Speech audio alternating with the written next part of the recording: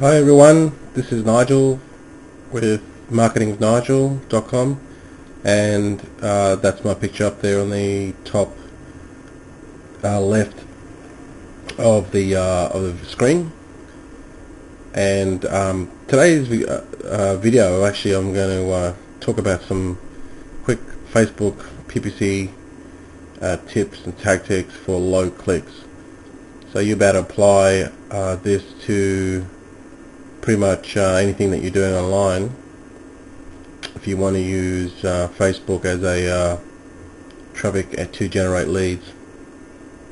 Now, I've been doing Facebook for a while now, and Facebook has evolved over a period of time, and now it's a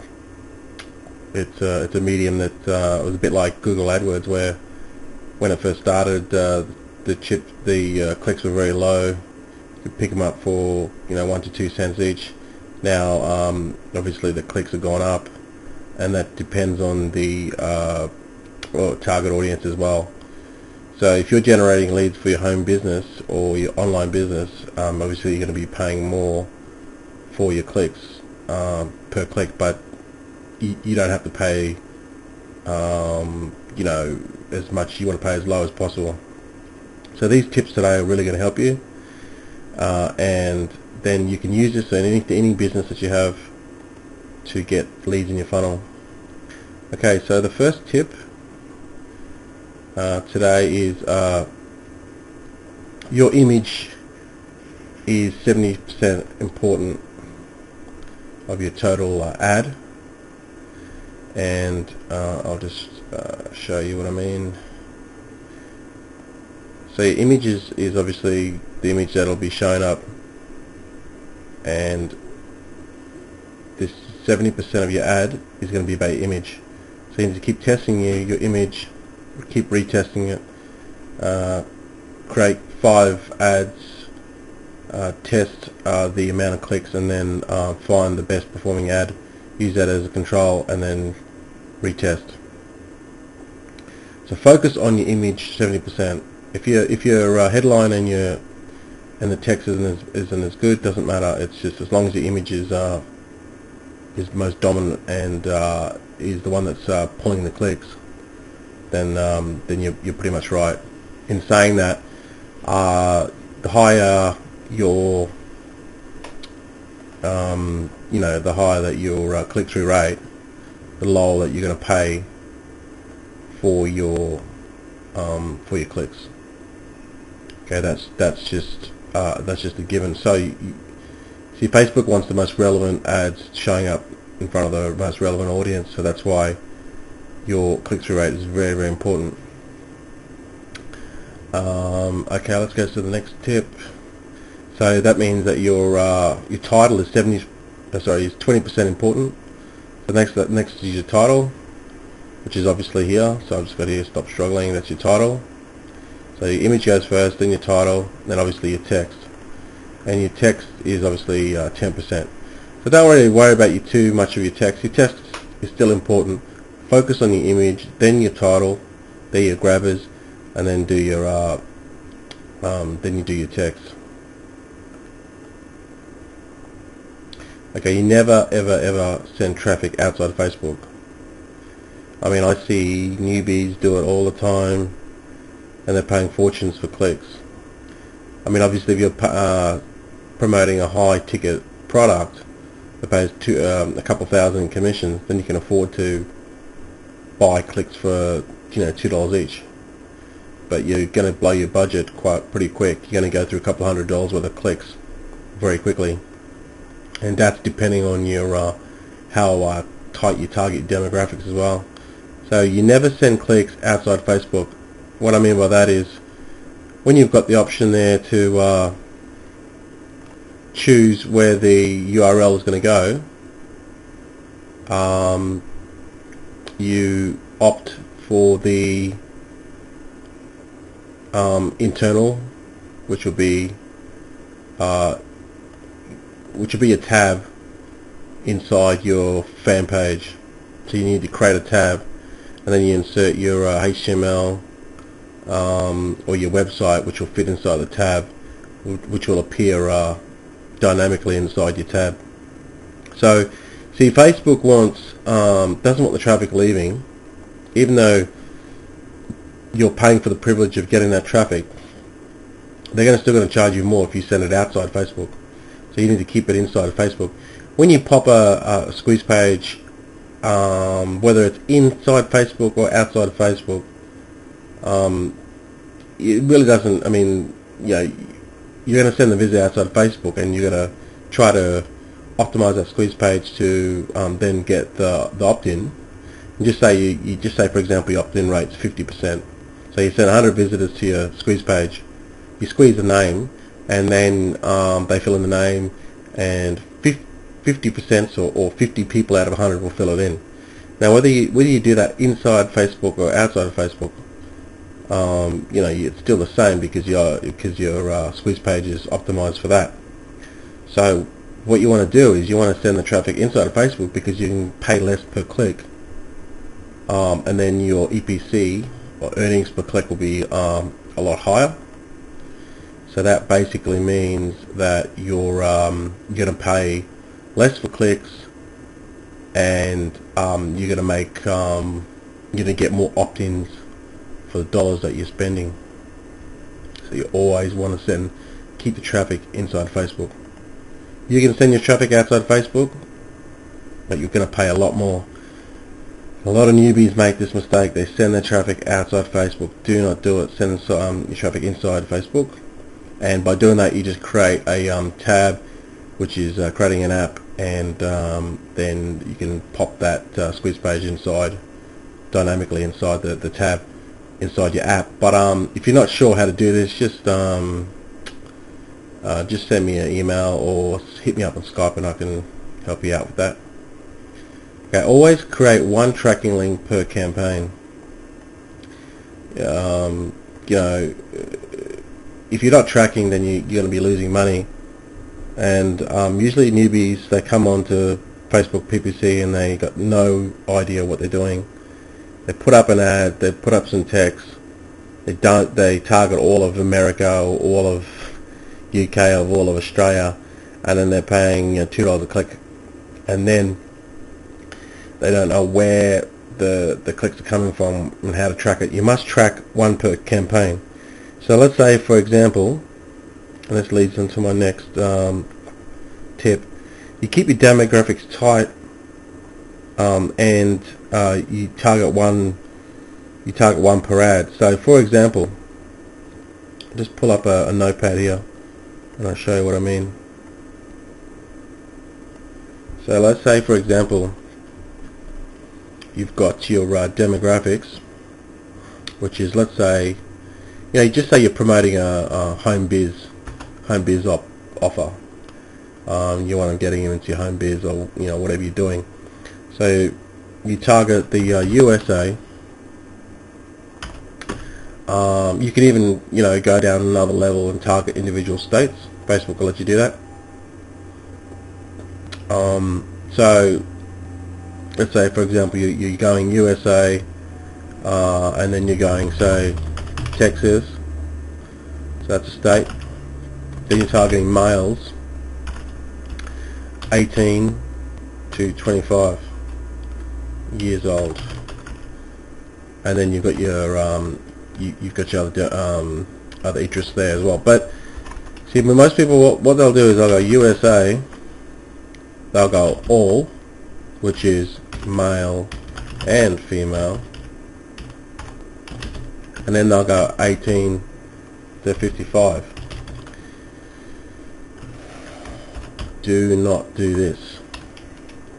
Okay, you got to keep demographics tight, because then, just say, for example, if you got conversions on this first one, you're not going to know exactly. You're not going to know what this person is, where it came from, or just say for it's losing money. You're not going to know where it's losing money because you target it too wide. You need to keep it tight, so then you know exactly where your conversion's coming from. Now that depends as well on what software you're using or what promotions you're doing. If you're using ClickBank, then you can. It's pretty easy to do that. You just use a tracking link, and this is how you'd set up your ClickBank tracking. You just go USA, Texas, male, 18 to 25. See, that would be your unique ID for your ClickBank hop, like that. Or it depends on what affiliate program you use. If you're going to use external tracking, and that tracks your clicks, then you can. That's how you set it up. But and that depends on your affiliate program as well. But if you're just using, say, a program to track your opt-ins, you could be using something like EasyTracker.com and EasyTrackerPro.com, and then you'd set up a unique URL with that. Then you'd set up your Facebook campaign for that. So when if you're going to get a conversion, you'll know that that demographic is pulling that conversion. So what you do is you'd set up. This is how you set up your demographics. Okay, this is how you do it. You just go Texas, male. Then the next one you'd go 25 to 29. So you got to keep them really tight. So it's a lot more work, but you know exactly where your conversions are coming from, and then you can track exactly what's converting and not, and then you drop the losers, and then you go 39. Okay, and so forth. So just say, for example, I just did that, right? So then each one of these again will be an ad. So you'd have an ad for these. So you might have 5 ads for that. 5 ads. And so forth. And then you'd go and do it for the next state. Now obviously America, is quite big. There's 52 states. So, you're looking at, a couple of hundred ads.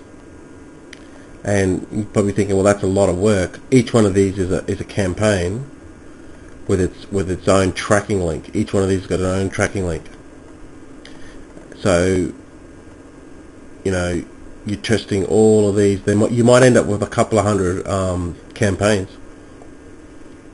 And you might be thinking, well, that's a lot of work. Well, that's how you do Facebook PPC. Is a lot of work into it. You got to create all your ads. You got to create all your different demographics, interests, and then split them. Then keep all your campaigns tight. So just say, for example, this one here it's not performing, and then that one there is not performing because it's not getting clicks. When you look up your tracking system, and it's got all these ones here appearing in your tracking system, then you know that this one's good, and you know that these are losers. So you stop these campaigns. But if you've got this campaign here running, and you're getting conversions, but you don't know which demographics is pulling the conversions, how you going to drop your cost per click? See, because if you've got all these campaigns set up, your conversions are going to be higher. You're going to be paying less per cost per click, and if you're paying less cost per click, your CTR is high, your click-through rate is high. So Facebook is automatically going to lower your cost per click. So you always have to have your cost per click high, and you get your ads cheaper, you get your clicks cheaper. So that's how it works. That's the aim of the game with Facebook PPC. Okay, so as well as the demographics, you got to keep your geographics, or your geography tight. Like I said before, I've sort of gone over this, where you've got USA, Texas, where we're targeting individual states, and then the next one would be California, and then so forth. So you got to keep each one of these demographics and geographics are going to be again another campaign. So you're looking at a couple of hundred campaigns if you want to track successfully, like the gurus do it. That's what they do. Try to test at least 5 ads. Remember I said your image is 70%. keep that in mind, and then try to test like five ads. So you just say, for example, you have your ad. You've got stop struggling,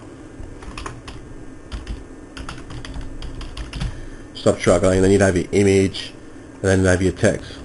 Okay, so you got your text, and you do 5 of these, and then once you found out which one's really good, you use that as control. Then you build another 4, and then you spread that out over all the different states and geographics. So can you see where all of a sudden how big this how big your ad can be, and your campaigns can spread to? Okay, the next one, obviously you weed out your losers, and then you keep your winner as a control, and then you develop 4 more ads that will try to beat your control. So you're constantly testing. Now your control ad will be 75% of your budget that you send your clicks. So what I mean by that is, just say you've got ad 1, just say you got ad 1, ad 2, ad 3, and then ad 4. Okay, what you do is, and this is another newbie mistake. What newbies will normally do is, just say, for example, this one here's the winning ad. Say ad 2 is the winning ad. So you drop all these ones here, and then you create another 3 more ads, or 4 more ads, whatever you want.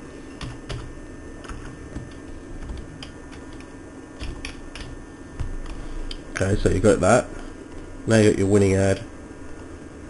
Now what newbies will do is, they won't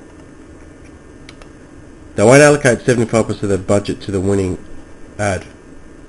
What they'll do is, they'll continue this one here with 25% of your spend, and then they'll allocate another 25 to this, 25 spend to that, 25 spend to that.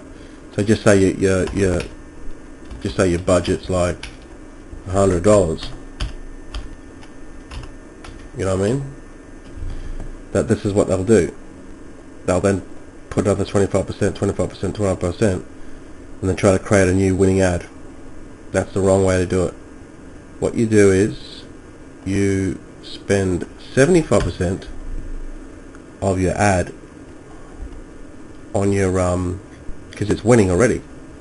So you want to allocate more funds to it, and then you just put the rest of the funds towards these ones, because they're not tested yet. They're not proven. So why would you want to put more money towards them? You want to put all the money, or most of the money, to the winning ad, and then you want to keep on testing this ad as well. So I hope you got those tips. If you want some more information on Facebook PPC tips on how to lower your click rates in whatever biz op you're in, or whatever, how you're generating your leads, just give us an email, or hit me up on Skype, and I'll be glad to help you out. I'm Marketing with Nigel, and I'll catch you later.